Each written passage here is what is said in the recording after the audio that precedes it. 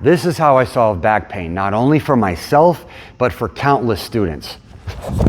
And I can tell you firsthand that it was difficult just getting in and out of a car, sitting on an airplane, or standing for long periods of time. But doing the training that I'm going to show you today, it has allowed me and my students to do handstands, human flags, and even backflips. And there's 3 critical factors that you need to start implementing today. Lee Weiland, Pacific Rim Athletics, creator of Powerbatics, and welcome to training. Now, first of all, I want to tell you that you can heal. I want to motivate and encourage you and tell you that you can build from where you are. That's the first thing. We've had many students, bulging discs, arthritis, herniations, all of it. We've seen it all, okay? One example, Doug just did a Spartan race with us. 58, chronic lower back pain, now doing fantastic. Zoltan had to lay down a lot of the day to do work. Couldn't sit or stand. Now he's up to level 8 or 9 in ninja strength, doing front levers, muscle ups, vaulting over the high bar, landing, rolling, and all of it. Thomas, chronic lower back pain again, doing fantastic.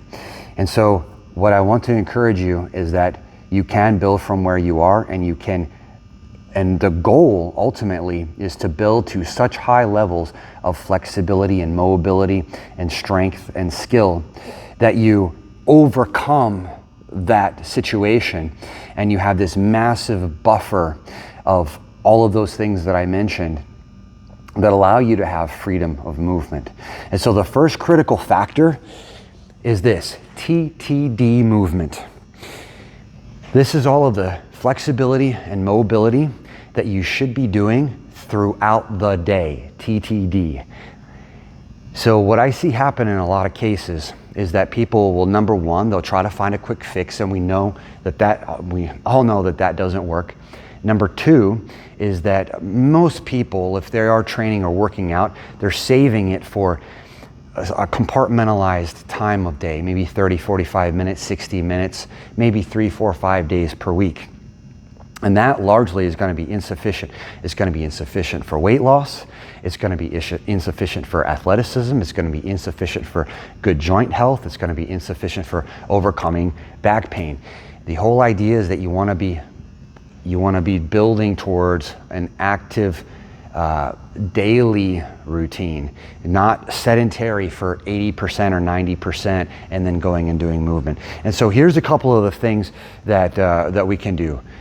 And I'm gonna pause this real quick and then get a piece of equipment. Oh, okay, and here is one, just on a kitchen counter or wherever. So we want to have the legs straight and then the back straight, and we're trying to pull the shoulders down to the ground. Now I do want to mention this, as we get into some of this, some of these you may or may not be able to do. Some of them might feel great, some of them might aggravate the situation. And so what I want to also emphasize is that that's the reason why individualized, tailored instruction is so critical and vital, because what might be causing, what might be the root cause for you might not be for somebody else. It might be completely different. And so we do want to individualize and make sure that the proper steps are being taken, because what is a weak link for someone else might be a strength for you, or vice versa. And so that's the first one, though, is stretch like that using simple things. The second thing is this. We're in a position like this, and then just pulling the back up and rounding the back as much as possible, trying to create some mobility through the spine. Then the next one is going down the opposite way. Okay. So again, the exercises are not so much the main substance of this first critical factor as it is doing these throughout the day. Does that make sense? So, and again, perhaps not doing some and maybe doing others. And then there's also this element of the dealing with the pain that we'll get into at a later point. But these are just a couple of exercises or movements that you should be doing all day long, okay? Next, you saw me do these at the beginning of the video. So pulling down, and oftentimes, in a lot of cases, what's causing the back pain, there's a couple of different things. Number one, most pain is a result of swelling. It's a result of inflammation. And so if a person is stagnant, static, sedentary, sitting, or standing all day, but not having a lot of movement, and I'm sure you could think of occupations like that, careers like that, where you're just standing in a very static, still position and you're not getting that mobility, that inflammation is not being moved around anywhere. You take all of the anti-inflammatories that you want to, all the injections, all of those things, but if there's no movement, then it's just gonna reoccur. Got it? So that's the first thing, is that we want that movement throughout all of these positions all day, okay? Twist. Stretch to the side. Backwards this way. And then, like I showed you, one of my favorites this way because of flexibility, and that's the second thing. So inflammation needs to be moved. The other aspect is flexibility. So if a person has tendons that are so tight that they're ready to snap, they're as tight as a guitar string, then that is going to be pulling on the joints. It's going to be, for just in simple terms, it's going to be squashing those joints together. And so inside the lower back, if you don't have the flexibility, you won't have mobility. And so you can try to go and do a quick fix stretch all you want to, but it's not going to work. So again, TTD movement, flexibility and mobility throughout the day. Okay, so we did the lean, then we did the arch and hollow of the back. All right, we did the hamstring work, side to side. We did twisting, we did leanings, and then there's these. And this one might aggravate the lower back, but we should have mobility enough to do that. And then coming this way. All right, and there's a whole lot more. These are just a few, just a small handful of easy ones that could be done throughout the day. And that should be a main aspect and factor that you're implementing. The second thing is this. Think about your spine, your vertebrae like stones, okay? This is the second critical factor. Think about your vertebrae like stones, and you're building a bridge with stones. If you try to assemble stones out horizontally, will they just self-suspend into space? No, they're going to fall down. And so whenever you think about your vertebrae in that way, you have to understand that you have to have the strength, the wrapping around those vertebrae to hold them into place, the same way that you build a suspension bridge, or you build the ancient people, built things out of stone, and they had these support systems in place that held all of those stones, so using arches and so on. So there has to be some sort of support structure that holds those stones. And so if you think about your vertebrae in the same way, it's not just going to be flexibility or mobility. It's certainly not just going to be anti-inflammatories and injections. Those can provide temporary relief in order to start doing the work necessary to then overcome this. And that's what this video is about. And again, I want to encourage you and motivate you, so wherever you're at right now, that you can build from that point and make progress forward and even overcome it and build incredible levels of strength and skill. And the strength and skill are the byproducts of good, solid training that evidence the transformation of your joint health. Maybe it's weight loss, maybe it's all of these other things that come into play. And that's another factor with back pain. So we have inflammation, we have the flexibility, and we have the strength, and then the weight loss. And there's a number of other factors as well, but all of those need to be mitigated. Okay, so we're talking about strength and building the strength, imagining your vertebrae like stones. And so let's pause this for a second, and I'm gonna walk you over to an area where we can go into the strength a little bit. Okay, I often say that you wanna be 3 times stronger than you need to be for any skill, and 10 times stronger than you need to be for daily life. And here's one of those examples. This one will actually flare up back pain. It can make back pain feel worse. I've gone through this. I know I'm talking from experience here. And this is a move that's a goal for a lot of people just in calisthenics and stuff. And we do Powerbatics, which assimilates and synergizes 5 different elements of training, including all of the static body weight strength holds. And one of them is the L stand, okay? And so just starting off, you can see from this position, building towards this strength is gonna do phenomenal things for your entire body, not to mention your lower back.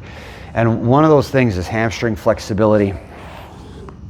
So being able to touch the face to the legs, having the ability to have the leg straight, and then the range of motion in your lower back and the strength of the muscles in your core, in your lower back. So this is just scratching the tip of the iceberg right now, okay? It's just scratching the surface. So progressions to build these might look different for different people at different stages of the game. But that's the first one, is actually building the strength to be 3 times stronger than any skill would require, and then 10 times stronger for life. And so a lot of people say, oh, I can't do a V stand, or I don't want to do that, or I don't need to do that. It's not a matter of that. It's a matter of, do you want to overcome the pain, and do you want to have freedom of movement? So that's the whole idea. And so again, building the strength. And then I'm gonna pause this, and then we're gonna go over to another piece, and I'll show you another one. Okay, another one is this one.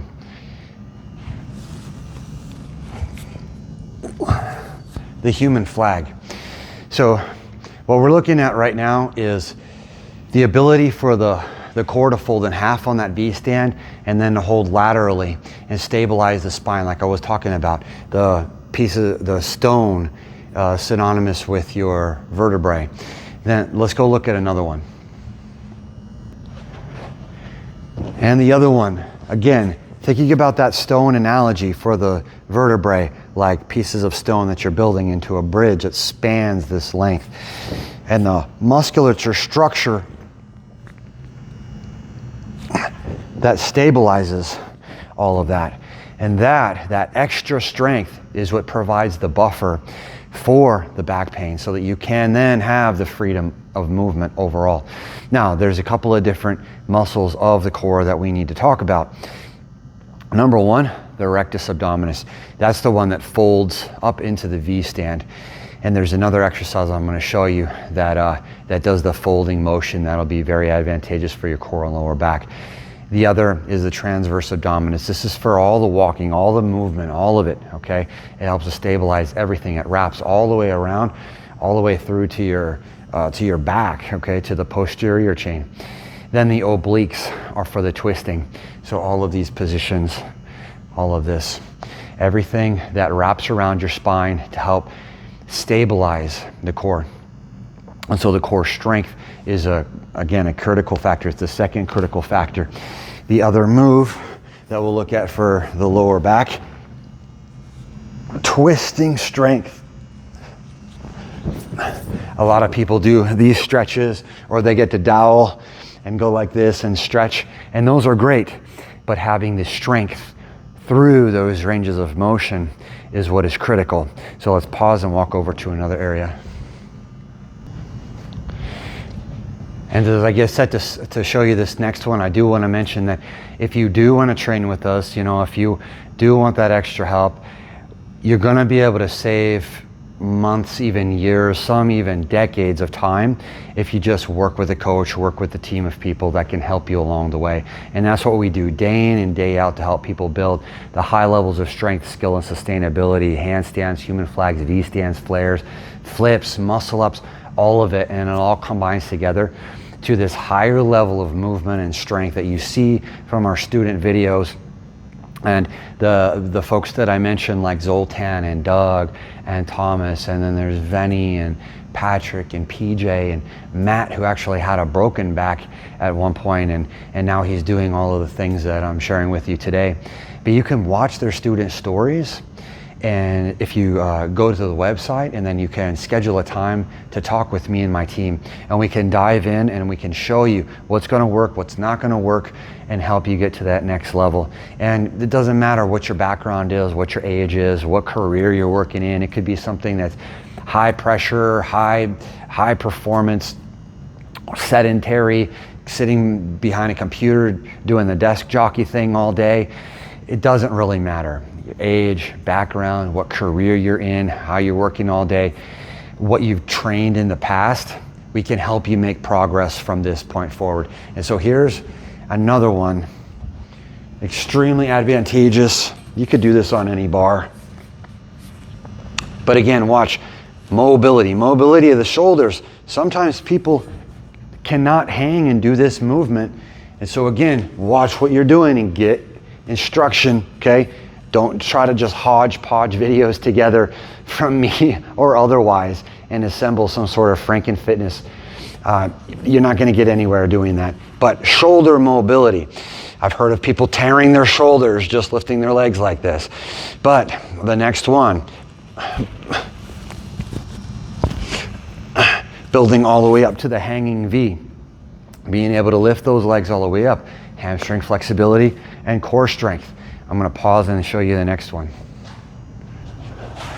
Okay, this one is a little bit more tricky in terms of equipment, but you can use anything like the railing at the bottom of a banister or a heavy couch or something like that. But again, we're building the core to be 3 times stronger than necessary for any skill. And what I mean by skill is the ability to go and not necessarily like flares or flips, although that's included, but it could be like running a Spartan race like we just did at our at a retreat and workshop. And it could be any athletic sport. It could be snowboarding. It could be any of these things that's skill-based and more high performance movement. And you know, for me, I just traveled, I don't even know how many miles on flights, surfing in intense situations, running Spartan races and all of the rest, and everything holding well and having that extra strength that fortifies everything. But here's the next one, okay?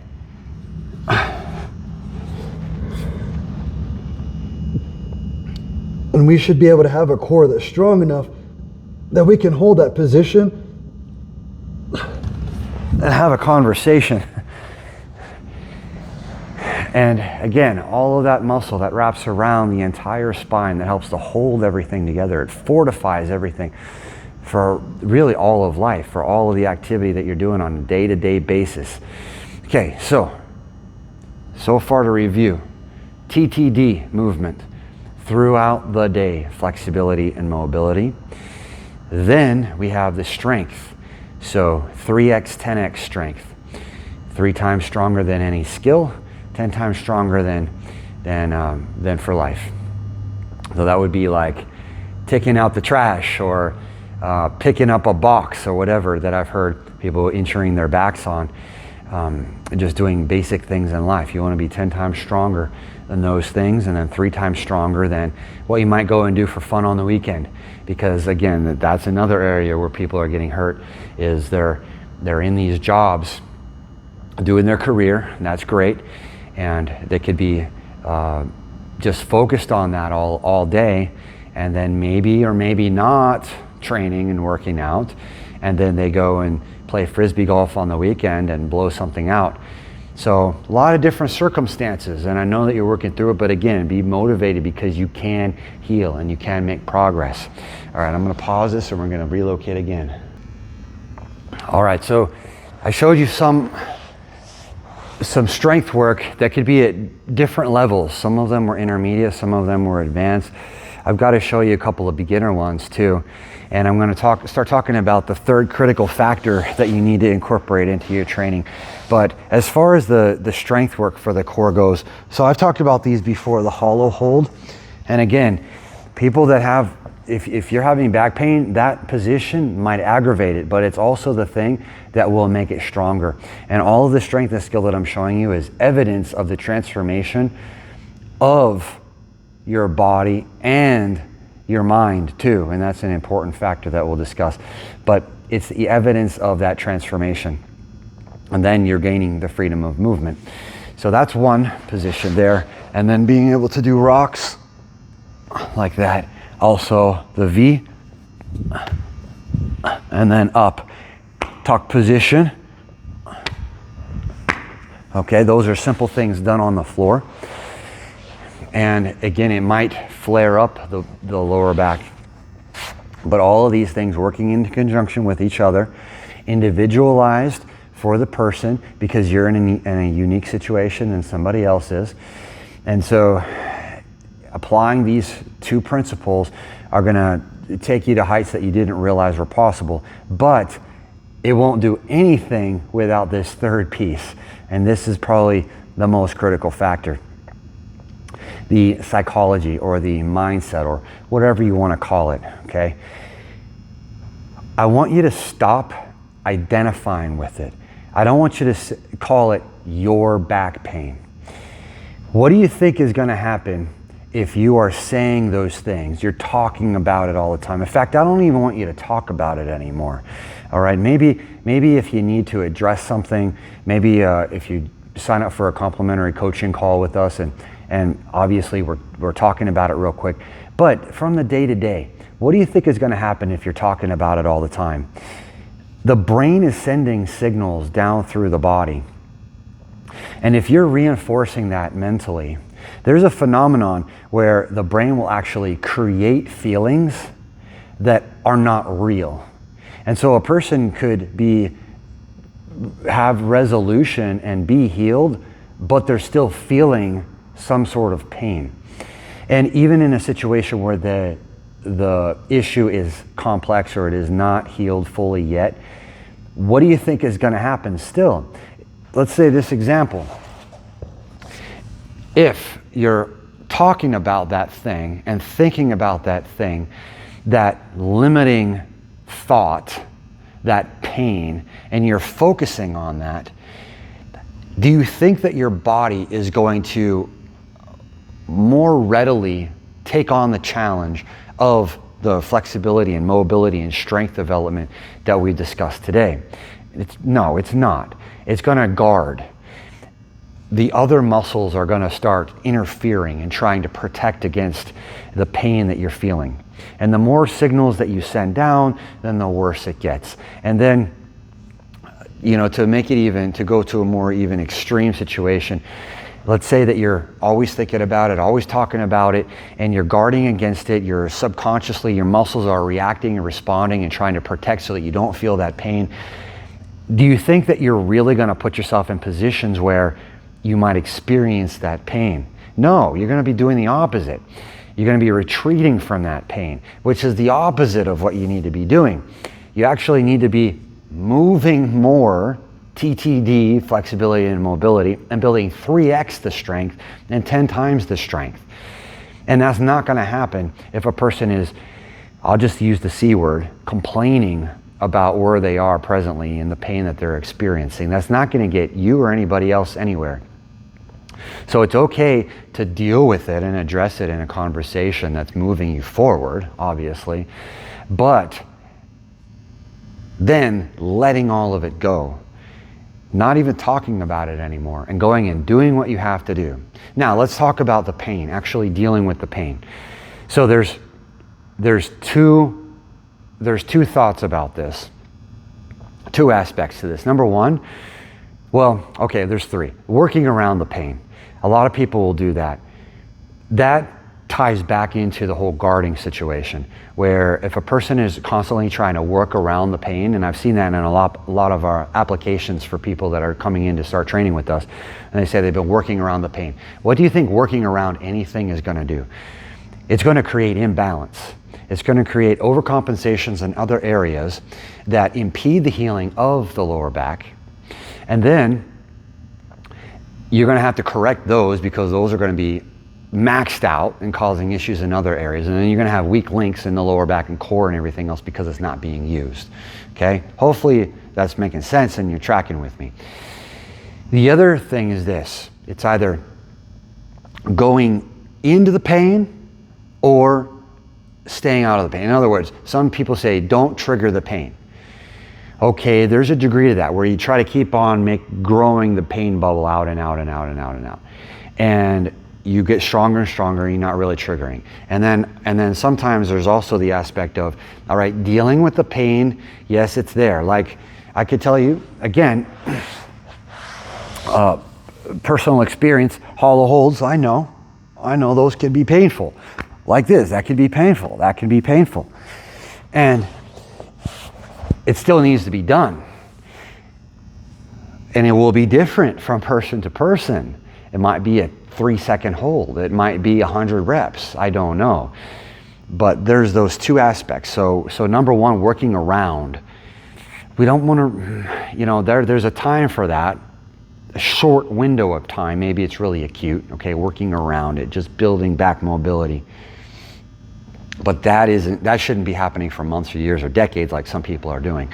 Other one is working in pushing the pain bubble outwards. So getting stronger and stronger and pushing that outwards and going up to that threshold of pain and knowing, okay, it's about to, and then pulling back. And then the other one is, all right, I'm just in there and I'm dealing with it and it's okay. And I'm letting that go. And oftentimes it will actually subside. And so there's a balancing act there with all those different pieces. And so let's start building all of this together into a way that makes sense on a holistic nature that you can start implementing. So number one, TTD, flexibility and mobility throughout the day movement. Some of the example stretches and so on and so forth that I shared with you. Second piece, 3x to 10x the strength. The third piece is the mentality that you have to have, that you will heal, and then let it go and stop talking about it and stop thinking about it. Now, structuring this into a way that can be implemented on a daily basis. What I do, typically there's a warm-up for all of the students, especially, because I've done this for a long time, so my warm-up might change and fluctuate and be different. My strength protocols may be different. How I train may be different. I've done this for over 32 years now. Other students, though, 99% of students, we're doing a warm-up, 10-minute warm-up, master warm-up. It goes through all these ranges of motion. Then what you want to do is you want to go to strength. Definitely as a beginner, you want to do all of your strength work. Then you want to do skills. So skills would be like I showed you the backflip at the beginning, or any other number of progressions or things that you're working on just for fun. Katas like we use in Powerbatics that formally allow a student to level up. So it's a prearranged set of movements, skills all put together that trains the cardio, the flexibility, mobility, power, speed, coordination, memorization, all of those things together. Or it could be, an activity outside, snowboarding or pickleball. It could be any skills related thing, but that should be after the strength. You want to put the focus on that, especially as a beginner. Okay, so warm up, strength, skill, and then flexibility at the end of training and throughout the day. Okay, and then you're going to make more progress than you thought was possible, and you're going to gain freedom of movement. And again, it will be individual to each and every circumstance. So of course, schedule a complimentary coaching call to talk with us and go into your goals, go into the roadblocks, and then we can start fine-tuning things from there. And I guarantee you, you make more progress in the next 6 months than in the last 6 years. That's it for this video. I'll see you in the next one and in training soon.